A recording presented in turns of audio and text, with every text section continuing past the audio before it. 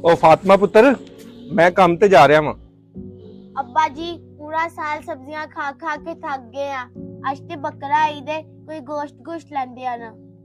ओ फातिमा पुत्र तू फिक्र ना कर, मैनू साहब होना बुलाया है। मैं शाम नू आंदे हुए लाजमी बकरा ईद दा गोश्त लेके आवांगा। ठीक है अब्बा जी।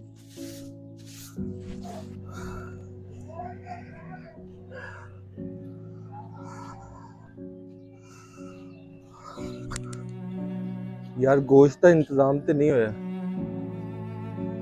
वो सामने दुकान है सब्जी की, इंज करना सब्जी ही लै जाना वा।